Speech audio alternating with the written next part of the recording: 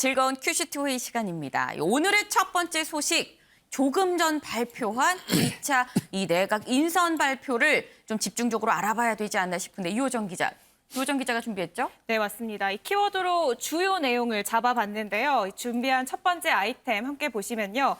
법무장관의 한동훈, 2차 내각의 안철수계는입니다. 윤석열 당선인이 조금 전 2차 내각 인선을 발표했습니다. 지난 일요일 1차 발표 때와 마찬가지로 당선인 본인이 직접 나와서 지명자들을 소개했는데요. 오늘 모습, 조금 전 모습 화면으로 보고 오시죠. 존경하는 국민 여러분, 장관 후보자와 대통령실 인선을 발표하겠습니다.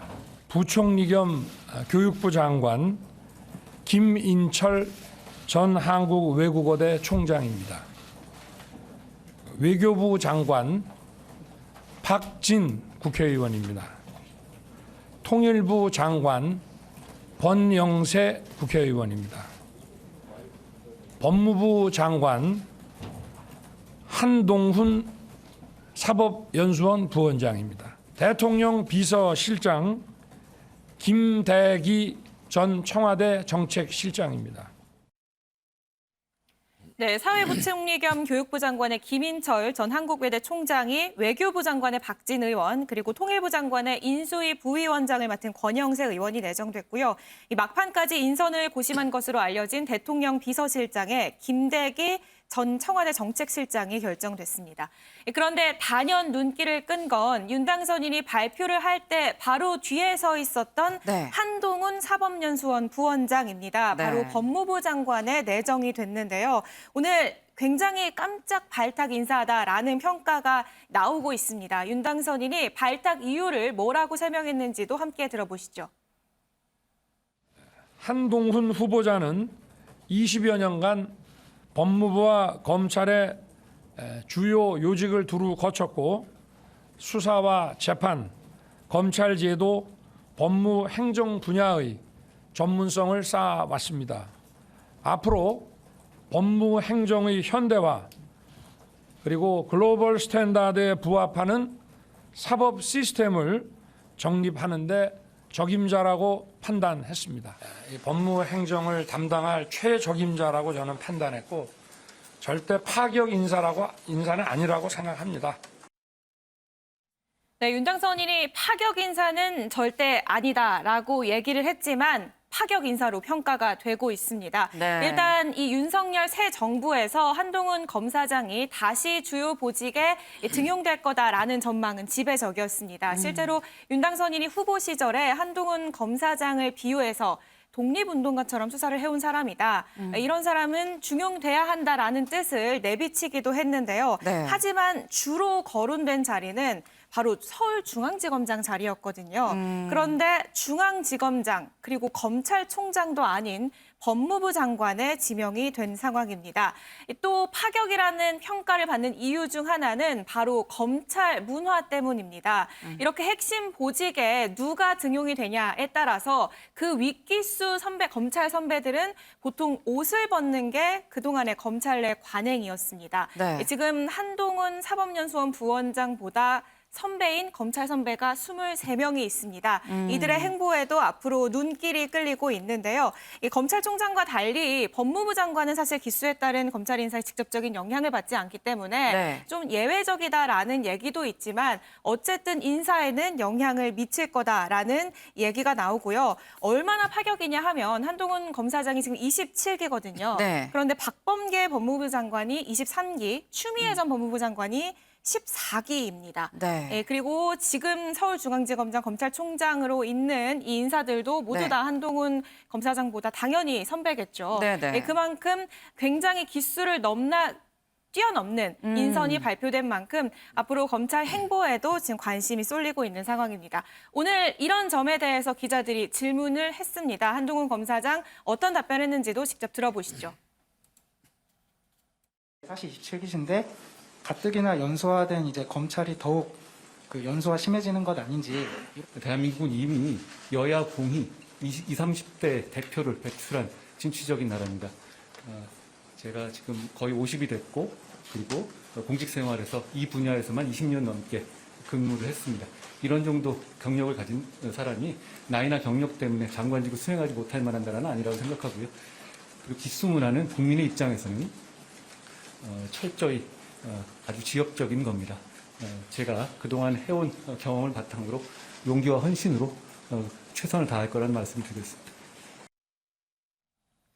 네, 그동안 나이가 50이 다 돼가고 검찰대에서 20년 넘게 일을 해온 만큼 이런 자리에 등용되지 못할 사정은 아니다라고 설명을 했고요. 네. 최선을 다하겠다라는 이 포부를 밝히기도 했습니다. 사실 윤당선인도 서울중앙지검장으로 등용이 됐을 때 굉장히 파격 인사였습니다. 당시에 그렇죠. 5기수를 뛰어넘는 인사였거든요. 당시에 박근혜 정부에 대한 이 수사에 대해서 이 어느 정도 혜택을 받았다라는 평가가 있었는데 당시에 윤당선인이 등용이 됐을 때 첫 출근 날 윤당선인보다 선배인 검사들이 윤 지검장을 나와서 마주하는 장면을 보고 이 검찰 내 조직 변화를 예고하는 하나의 장면이다라는 얘기가 나왔었는데 네. 앞으로도 이런 장면이 좀 나올 것 같습니다. 네, 지금 이 윤석열 당선인은 한동훈 검사장의 법무부 장관 이 지명은 사실 파격적인 게 아니다, 할 만한 사람 했다라고 합니다만 사실 주변에선 다 파격적이라고 보고 있죠.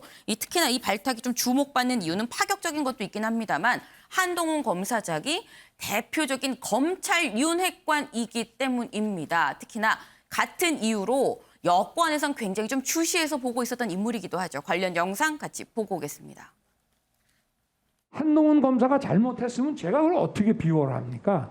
그리고 그 후에 지금까지 뭐 나온 거 있습니까? 저는 한번 되묻고 싶습니다. 예? 아니 제가 막았습니까? 제가 지금 비호하는 것이 아니라 그게 어떻게 비호입니까? 저는 지휘권이 배제돼가지고 라인이라뇨. 네, 마무리해 그러면 주시고요. 저 아니, 박범계 그럼 의원님은 의원님은 아까 누구를 비호하시는 말씀을 겁니까, 질의를 도대체? 다 하신 거고 아니 저도 제 말 하는 겁니다. 제가 한동훈 검사를 비호할 능력도 없고요. 인사권도 하나도 없는 사람입니다. 밖에서 다 식물총장이라고 그러지 않습니까? 제가 누구를 비호합니까? 비호가 되냐고요, 이게. 식물 아니에요 지금. 뭐가 식물이 아닙니까? 인사권도 하나도 없는데. 인사도 완전히 배제됐는데.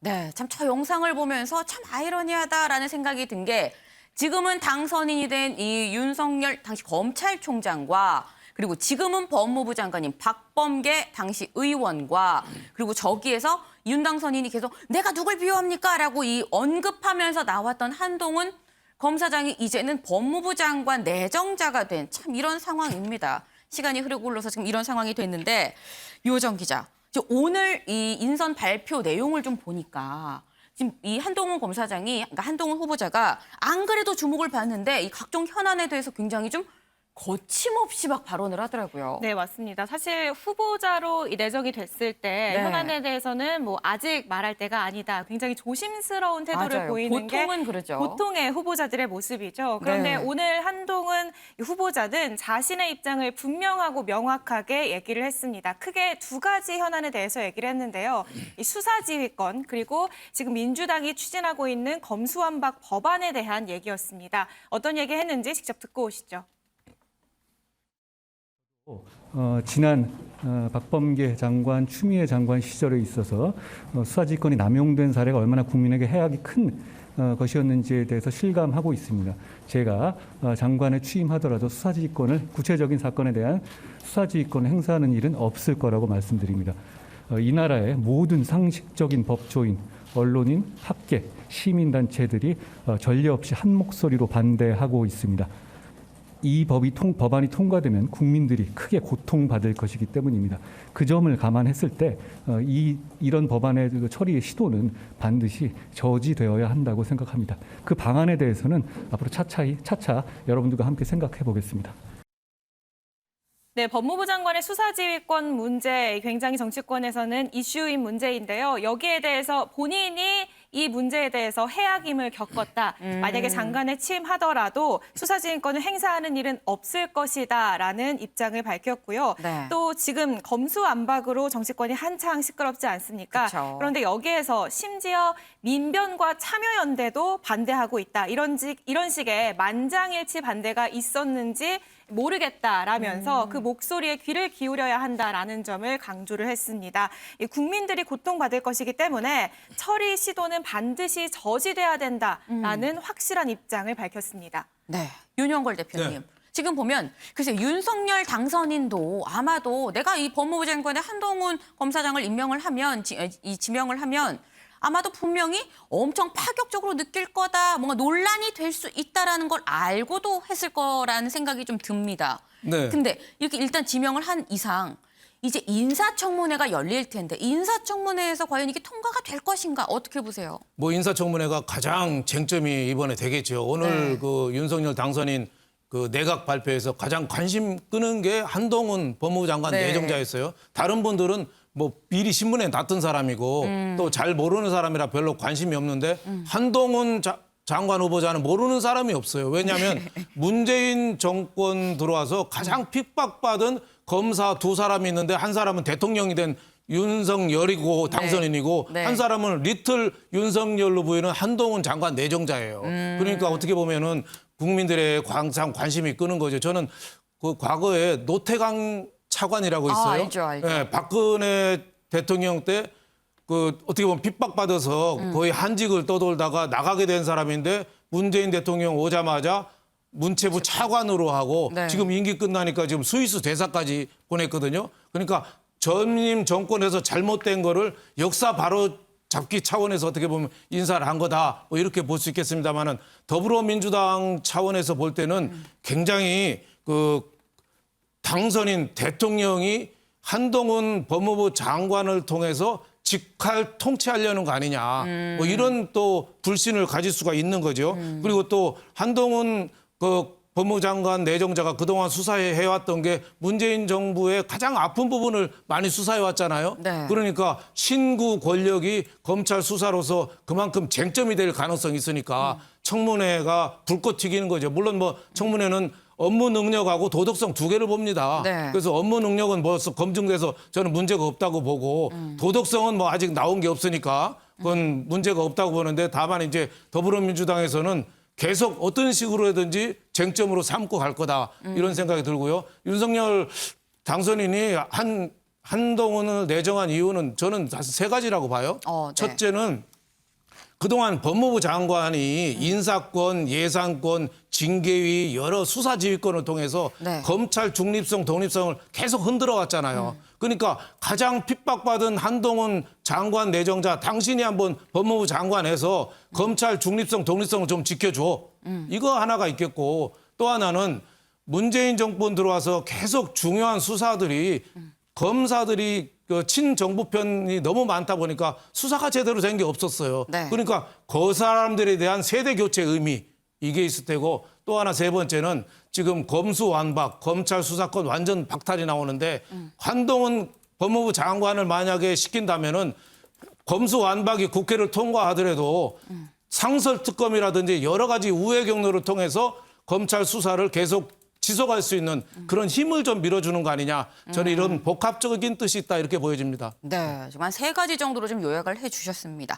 그리고 이 한동훈 검사장이 후보자로 이 지명이 되면서 또 눈길이 가는 게 사실 이 법무부 장관의 검찰 수사 지휘권 폐지 부분입니다. 소종섭 위원님. 네. 지금 보면은 민주당에서는 법무부 장관의 이 검찰 이 수사 지휘권을 폐지하면 안 된다라고 얘기를 하고 있었어요. 그리고 국민의힘 그리고 윤당선인은 폐지해야 된다라고 얘기를 하고 있었는데 지금 법무부 장관의 검찰 윤회관이 한동훈 이 후보자가 지금 온 거거든요. 근데 이렇게 되면은 민주당 입장에서는 법무부 장관의 검찰 수사권 폐지하면 안 된다라고 말하기도 좀 애매해지는 상황이 아닌가 싶기도 하고요. 어떻게 보세요? 한동훈 검사장이 법무장관 후보에 내정됐다는 얘기는 사실상 뭐 수사지휘권 이런 부분이 별 의미가 없어진 이미? 거죠. 결국은 그야말로 윤석열 당선인의 최측근 인사가 법무장관으로 간 것이기 때문에 네. 윤당선이 그동안 얘기했던 어떤 시스템에 의한 수사가 이루어질 거다 뭐 이런 얘기 많이 했지 않습니까? 네.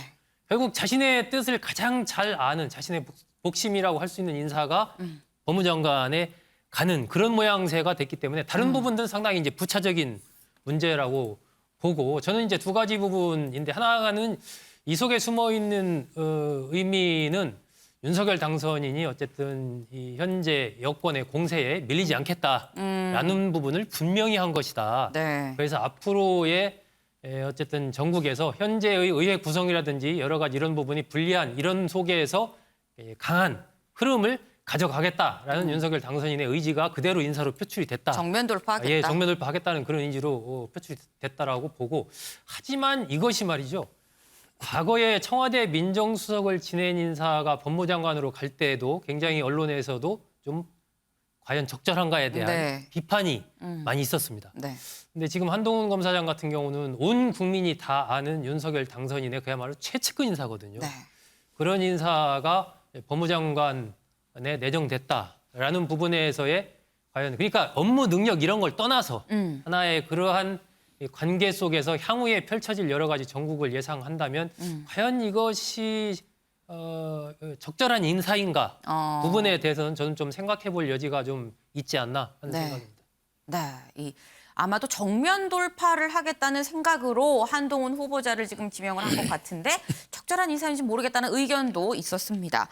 사실 저희가 이 법무부 장관이 너무 파격 인사여서 이 한동훈 후보자에 대해서 좀 집중적으로 좀 알아보긴 했습니다만 사실 이 공개되기 전에 2차 인선에서 가장 눈길을 끌었던 건 관전 포인트는 과연 2차 인선에서 안철수계가 몇 명이나 포함이 될 것인가 였습니다. 이호정 기자.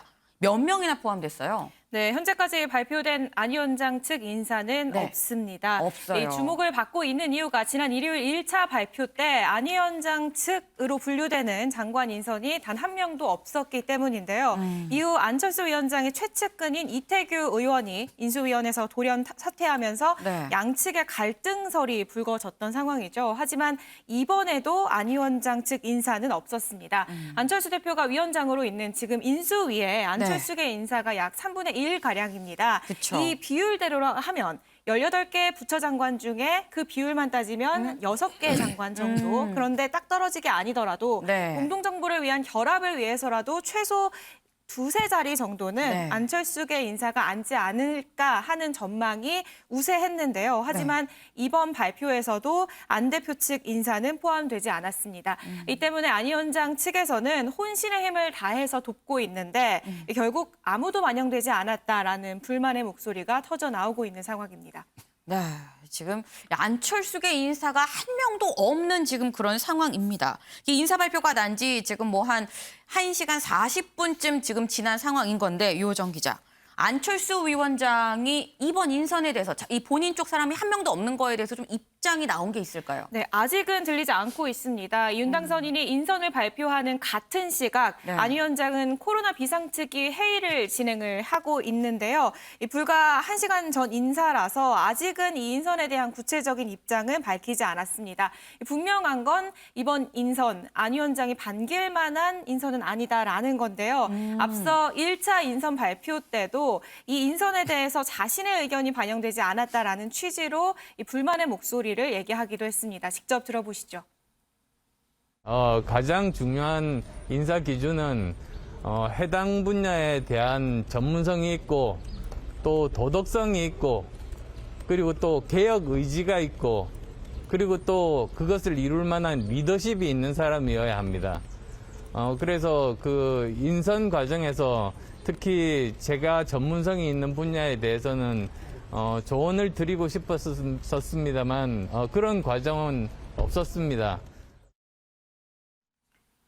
네, 불만을 표출하면서도 어제 저희도 전해드렸지만 비교적 정제된 반응이다라는 얘기를 했습니다. 네. 사실 오늘 2차 인선이 남아있고 10개, 10여 개 장관 자리가 남은 만큼 네. 여지를 남기면서 마찰을 좀 최대한 피하는 듯한 그러면서도 불만을 얘기하면서 압박하는 것 아니냐라는 해석이 나왔거든요. 그런데 네. 최종적으로 오늘까지도 안 위원장 측 인사는 인선에 포함되지 않은 상황입니다. 네, 지금 안철수 위원장이 어제 이 조언을 할 수 있는 과정이 없었다. 라고 말을 했습니다. 윤석열 당선인 좀 들어라 라고 한 얘기였을 텐데 여기에 대해서 윤석열 당선인한테 오늘 기자들이 직접 물어봤죠? 네, 맞습니다. 사실 2시 인선 발표 전부터 네. 관심이 쏠려 있었습니다. 기자들이 이 들어가는 윤석열 당선인에게 안철수계 인사 중용 가능성 있냐라는 질문을 했는데요. 네. 여기서 윤 당선인 뭐라고 답변했는지 들어보시죠.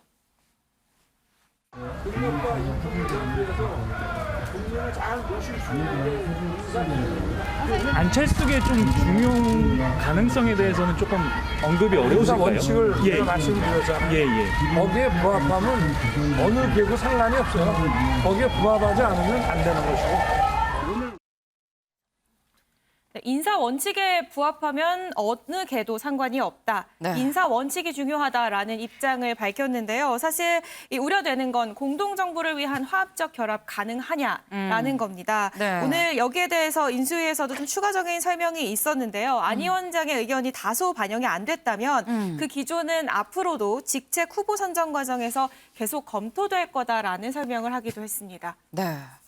소정섭 위원님, 네. 지금 이 기자들이 오늘 아침에 윤 당선인한테 직접 이 안철수계가 있습니까라고 물어보니까 한 얘기가 능력과 인품이란 기준에 부합한다고 한다면 어느 게도 상관이 없다라고 얘기를 했습니다. 그런데 결과적으로 지금 안철수계는 한 명도 없는 상황이에요. 현재까지. 그렇다고 한다면 글쎄요. 이런 생각이 드는데 그럼 능력이랑 인품에 부합하는 안철수계가 없다는 얘기인 거냐? 라는 생각이 들기도 하거든요. 어떻게 보세요? 아마 윤 당선인의 언급의 방점은 이 어떤 계보라든지 이 계파에 관계없이 네. 그러니까 윤석열 개든 뭐 안철수 개든 아니면 누구 개든 그런 거 관계없이 나는 능력 있는 사람 중심으로 쓴다. 그럼 공동정부는 어떻게 되는 거예요? 라는 얘기를 하는 건데 그게 네. 이제 문제인 거죠. 어쨌든 정무적으로 봤을 때 윤 당선인이 이 안철수와 함께 여러 가지 공동으로 정권을 창출하고 공동으로 정부를 운영하겠다라고 이제 얘기를 한 네. 그런 부분과 관련해서 주목해서 본다면 현재까지 발표된 내각 그 후보자 중에서는 안철수계라고 할 수 있는 인물은 없지 않습니까? 없어요. 그렇기 때문에 과연 이런 부분들이 향후에 어떻게 이제 어떤 표출이 될 것인가 하는 부분이 주목이 되는 거죠. 지난번에 이태규 인수위원이 사퇴를 한 막후도 결국 핵심적인 부분들이 네. 이러한 부분 때문이다라고 충분히 볼 수 있는 상황에서 이번에 발표된 이 내각 후보자에도 안철수계 쪽의 어떤 인물이 드러나지 않았기 때문에 네. 향후에 이런 부분이 어떤 시기든 어떤 갈등상으로 표출될 가능성이 한층 더 커졌다. 물론 몇 개의 이제 뭐 자리들이 남아 있죠. 장관 후보 자리도 남아 있고 기타 뭐 국정원장이라든지 뭐 어떤 기관장 자리들이 여전히 남아 있기 때문에 그런 부분 속에서 안철수 위원장의 추천한 인물들이 등용될 가능성이 좀 남아는 있습니다. 하지만 네. 현재 단계에서 봤을 때 그런 가능성이 커진 것은 사실이고 또 지금 윤 당선인이 계속해서 얘기하고 있는 능력 중심이라는 부분들이 틀린 말은 아니지만 네. 어쨌든 전체적인 어떤 국민 통합 그리고 정무적인 고려 이런 측면에서 본다면 세대라든지 안철수계와의 문제라든지 또 지역적인 고려라든지 이런 부분들이 사실은 고도의 그것이 또 정무적인 또 정치적인 행위이기 때문에 네. 그런 부분을 전혀 도외시하면서 오로지 나는 능력만으로 해서 인재를 등용했다라고만 앞으로 계속해서 얘기하기에는 정치적인 정무적인 부담이 윤 당선인이 더 커질 가능성이 좀 있습니다. 네, 지금 이 마지막 말씀, 정무적인 부분에서 윤 당선인의 부담이 커질 수 있다라는 말씀을 좀 주셨는데 지금 인선을 둘러싼 안철수 이 뭐 위원장, 이 국민의당과의 어떤 갈등이라고 볼 수 있는데 이 갈등의 시초는 이 공개된 거는 이태규 의원의 뭐 인수위원 이 사퇴였었습니다. 근데 이태규 의원 사퇴로 통이동이 아니라 지금 여의도 국민의힘과 국민의당의 합당 문제에도 좀 균열이 생긴 거 아니냐 이 얘기가 나와요. 네, 맞습니다. 이준석 대표가 이 취지의 인터뷰를 직접 했습니다. 이 의원의 인수위원 사퇴로 인해서 11일에 예정되어 있었던 합당 선언이 불발됐다, 보류됐다라는 취지의 인터뷰를 했는데요. 직접 들어보시죠. 근데 저는 이건 이태규 의원이 어떤 부분에서 강한 오해가 있는지는 알겠으나 어쨌든 안철수 대표는 뭔가 그래도 좀 공동정부에 있어서 해보려는 의지가 강한데 이태규 의원이 좀 강한 행동을 보인 것 같은데 잘 조정했으면 좋겠습니다. 국민의당에 의원이 몇 분 안 계시거든요. 그렇기 때문에 이제 우리 당이 합당이 되면은 우리 당내에서도 활동하셔야 될 텐데 이런 불편한 모양새로 이렇게 인수위를 종료하는 이런 상황이 국민의당과 국민의힘 간의 합당의 시너지를 내는 데 있어서 좀 약간 찬물을 끼얹는 상황 아니냐 이런 생각을 합니다.